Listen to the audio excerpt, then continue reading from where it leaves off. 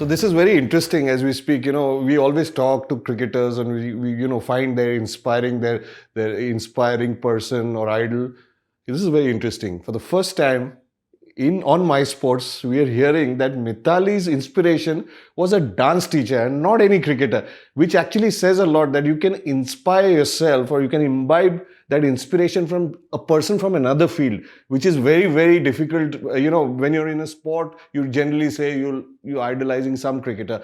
Now we just go back a little from there or go ahead from there. So I want to make this very pertinent point here. I asked one youngster, I won't name her, who plays cricket at a reasonably senior level, and I said, what is it about Mithali Raj that you'd like to imbibe?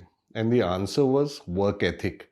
I must tell you this, and it's a huge thing, because if you can just inspire somebody not by the number of runs and the longevity of your career, and somebody makes that statement as work ethic. Now, it's a very small word, but it's very deep in terms of what you have done for Indian cricket and what you've done for women's cricket. Of course, you had a celebrated career, 232 one-day games, 7,800 odd runs, one-day cricket and 12 test matches. There is a dichotomy there of test match. Yeah. So tell me, if Mithali Raj had to be reborn again and be as Mithali Raj, would she prefer more test cricket in her life, or this is whatever comes your way? See, if I had to reborn, because I've already played enough of one-days and T20, so why not play more of test match and probably feel the joy of playing the oldest format. Yes. Maybe somewhere, yes, I've played a lot of ODIs and T20s.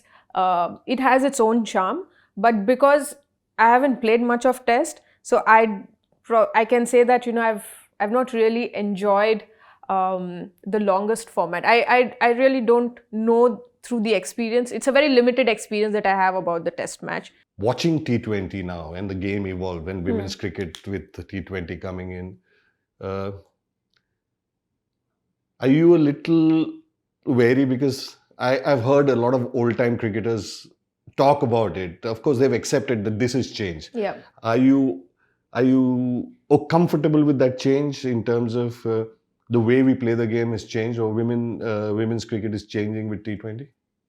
See, from the viewer's perspective, if you ask me, like someone who's watching cricket now from the other side of the boundary line, yes, I'm completely entertained by the standard of women's cricket in this league, and in the past 2-3 years, how women cricketers have been playing. I enjoy watching it. If you talk about someone who's played the sport and seen different levels and different phases of women's cricket, I would say that yes, it's the vehicle, T20 is the vehicle to promote, to market the sport and make it a bigger brand. Purely from the cricketer's aspect, maybe I would feel that there's not much of a contest between a bat and a ball in this format. True. And for some reason, as a cricketer, I would enjoy that a lot more. But again, it's a very two different perspectives. There is the stakeholders like players, board, brands, and there is also viewers and people. So from their angle, I would say that right now what the standard that the girls are putting up is great.